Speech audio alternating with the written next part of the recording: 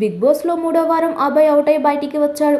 అభయ్ ఎలిమినేషన్కి అతనే కారణమని చెప్పవచ్చు. చీఫ్ అయిన కారణంగా ఈ వారం అభయ్కి సేఫ్ అయ్యే అవకాశం దక్కింది. నిఖిల్, అభయ్ ఇద్దరిలో ఎవరో ఒకరు నామినేషన్లోకి రావాలని, అది మీరే చర్చించుకొని చెప్పాలంటూ బిగ్ బాస్ పేర్కొన్నాడు.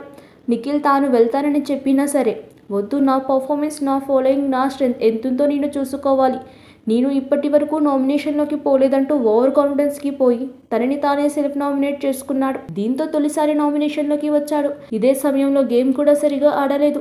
పద్మావతి 2.0 టాస్క్లో ఖాళీగా కూర్చున్నాడు. వాళ్ళ టీమ్మేట్స్ గుడ్ల కోసం కొట్లాడుతుంటే కూడా వద్దు అంటూ సలహాలు ఇచ్చాడు. దీనికి తోడు బిగ్ బాస్ పై బూతుల దండకం అందుకున్నాడు. దీంతో ఓటింగ్లో చివరిలో మిగిలిపోయాడు. తన ఎలిమినేషన్కి తానే కారణమయ్యాడు.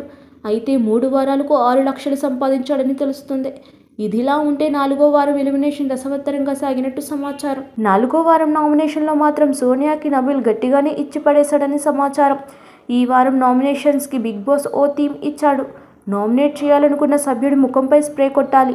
ఇక ముందుగా సోనియాని ఆదిత్య నామినేట్ చేశాడు. ఆ తర్వాత నబీల్ కూడా సోనియాని నామినేట్ చేశాడు.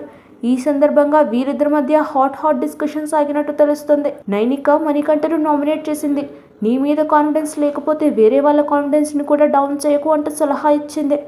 తర్వాత నబీల్ని సోనియా నామినేట్ చేసింది. పద్మావతి 2.0 టాస్క్లో మీద అమ్మాయిలను పడి ఎత్తిపడేసినావు అంటూ సోనియా అంది. ఇక నబీల్ ఘాటుగా రియాక్ట్ అయ్యాడు. అతను చేసిన యాక్షన్కి, డైలాగులకి సోనియా సైలెంట్ అయ్యింది.